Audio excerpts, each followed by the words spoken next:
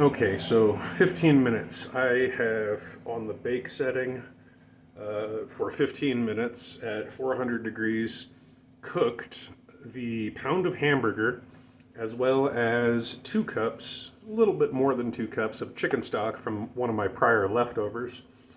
About halfway through the cooking cycle, opened it up and spread the frozen hamburger square because it was only cooking on the outside.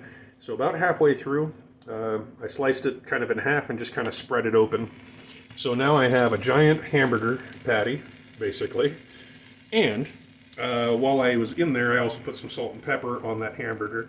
The chicken stock obviously went down to the bottom, so that was expected because it was a giant brick of chicken stock from one of my leftovers. It was seasoned with salt, pepper, and Szechuan seasoning, which is just another combination of a bunch of different seasonings. What I'm going to do now is empty the air fryer basket so that the hamburger's down here in the bottom with all of that fat. I need to figure out what to do with this, so I'm going to shake it, get the drips off,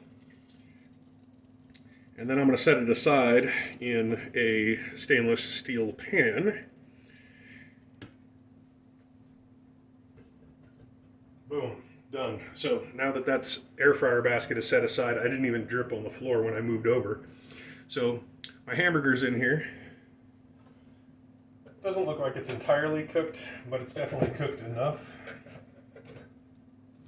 I'm using not my stainless steel Ninja pot, but I'm using the non-stick lined one. So I'm going to use a silicone mallet here.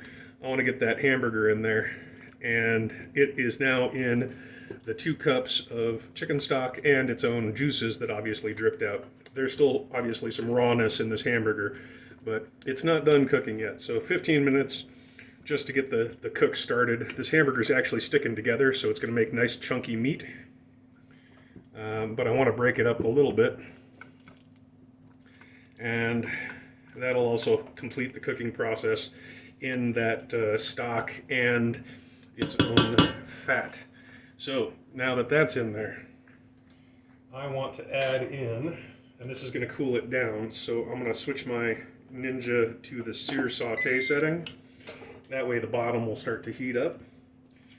And I'm going to take out my sour cream and make sure that I have the ends all rolled up like a toothpaste tube here. So sour cream, toothpaste tube. I like these squeeze packets, but frankly, it's a little bit more expensive than just getting a proper tub.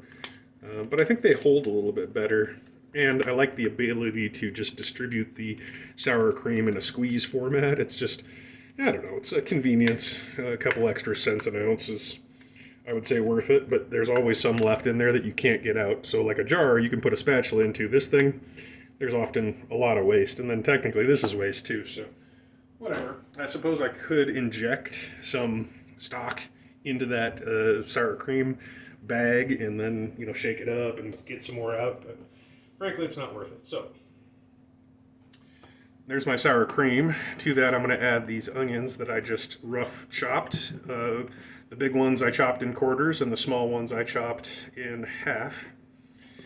And so there goes my onions.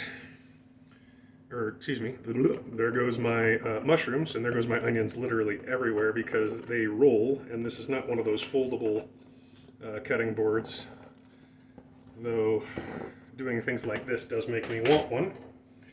I'm going to try and get some of those that got away. My countertops are clean. My floor, I'm probably not going to use that, but the countertops are clean. So there is about a quarter cup of sour cream. We got one little basket of mushrooms, which I rinsed and washed because poop, and one bunch of green onions. I'm going to stir that up because I want that sour cream to kind of break up and incorporate into that stock. It's a light stir. I don't want to crush the onions or the mushrooms, which haven't really cooked yet. So,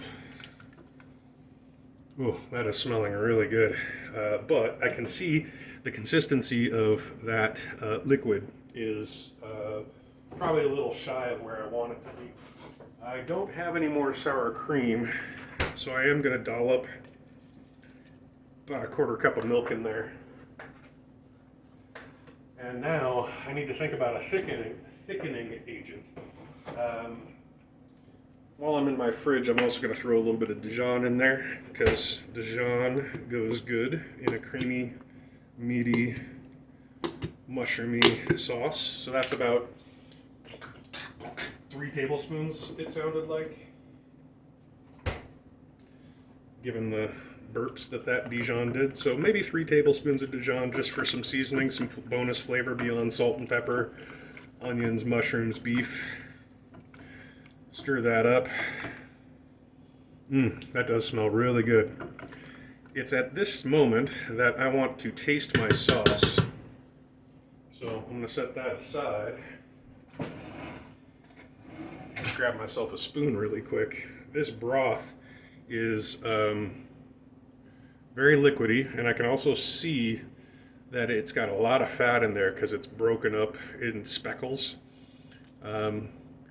When I pour it, it leaves a film, but it's more of a film of oil than cream. What I am also seeing is some chunks still of that sour cream.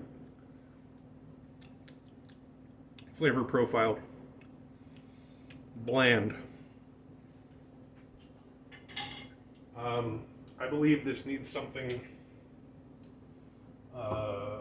rich and hearty that complements both meat and cream. You can see that sear saute setting is already bubbling away.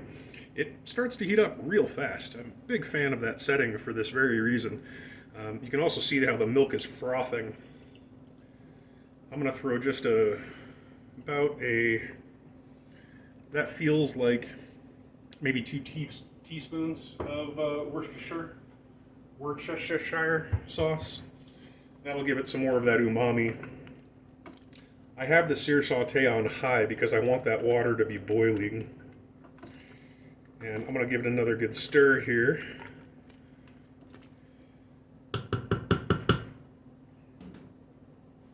And I'm going to give that another taste with that Worcestershire. It's a little bit more brown now.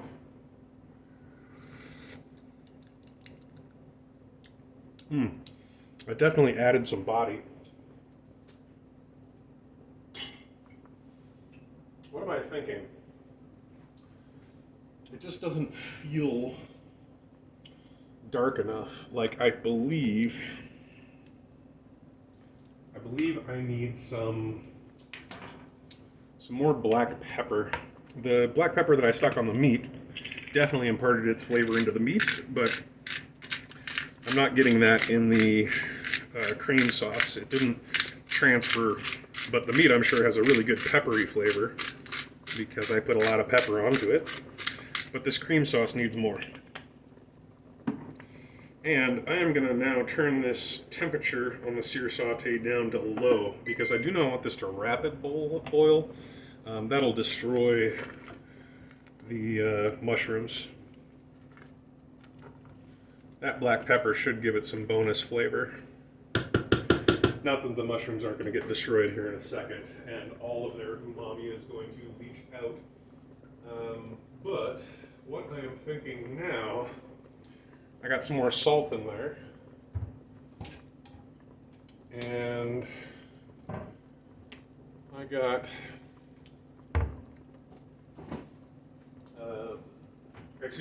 I got more pepper in there, but I think it needs a kick. It's got mushrooms for the earthiness. It's got the black pepper for a little, darker spice. But I'm thinking yellow mustard for some tang.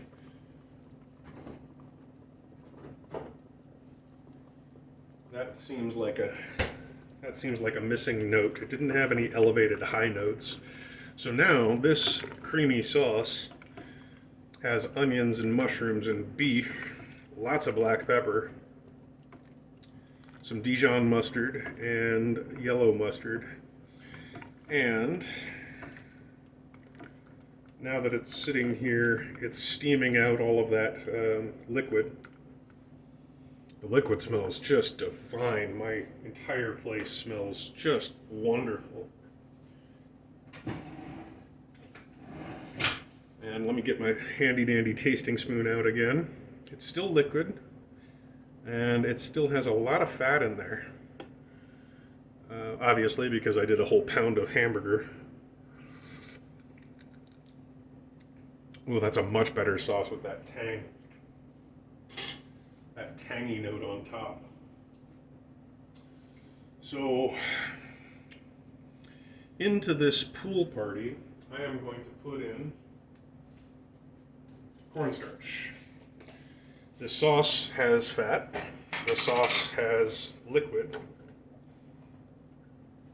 What the sauce does not have is any real thickening agent. I could, I suppose, use potato.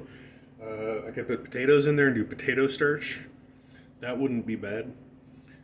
But what I want is a lot more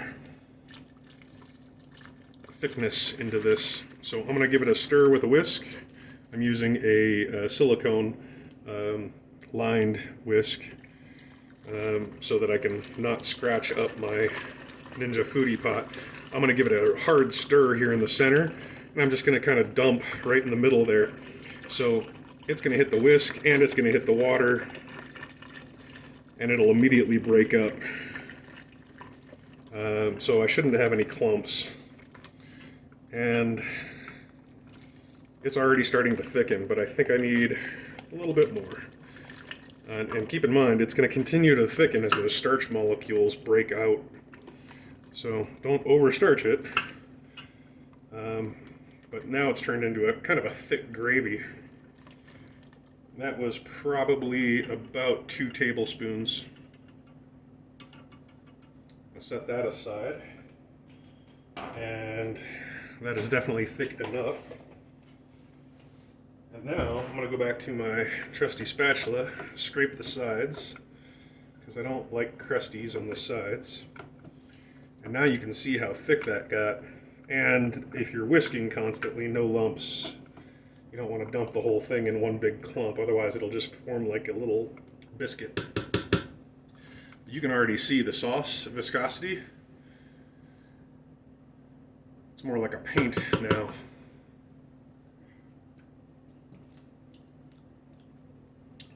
And it still hasn't changed any of its flavor profile. So there it is. I've got my potatoes, I've got my onions, and I've got my hamburger in there. And since I don't have any egg noodles, I have rice noodles, and I have some green lentil noodles, and I have noodles of all shapes and sizes. I'm going to instead use one very small 5-ounce bag of yellow rice. To this, you're supposed to add 1.5 cups of water. And in here, this starchy sauce that I've created between the beef fat and the 2 and let's say 1/4 cup of chicken stock. I think there's sufficient liquid in there. This is going to take a lot more moisture out of there, so that starch that I put in there might not have been necessary for a more watery sauce. This also has some additional seasonings in it.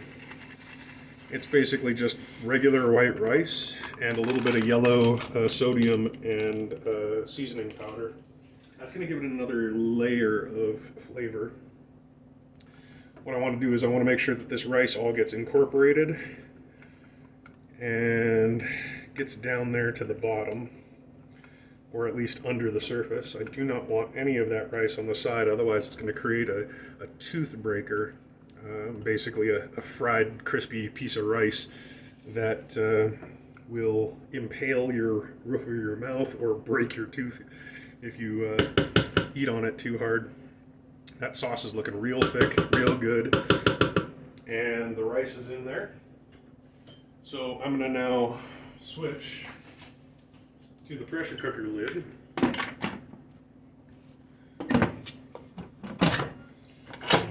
And I'm going to make sure my vent is sealed. And I'm going to pressure cook this to just completely marry all of those flavors.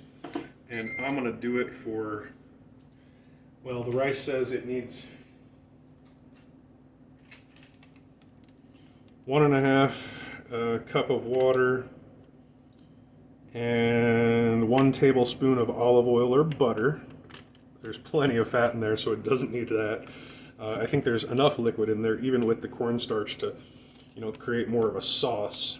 It's going to suck all of that moisture out of that sauce, and it's going to become a very thick, very, very thick, meaty, mushroomy, oniony rice. It says it needs 20 minutes. So in the pressure cooker, I'm going to cut that in half. I'm going to do the pressure cooking time for 10 minutes. It's going to try and superheat that, which is why I'm, kept it on sear saute that entire time. While it was on sear saute, it was keeping that liquid hot. Boiling that liquid after the cornstarch was applied might prove a little bit awkward, but I think there's still so much liquid in there, even though it's a thicker liquid. The rice will absorb it. It's gonna have enough to create steam, and it should start kicking off here in another couple of minutes. We'll take a look here in 9 minutes and 30 seconds or so when it's done.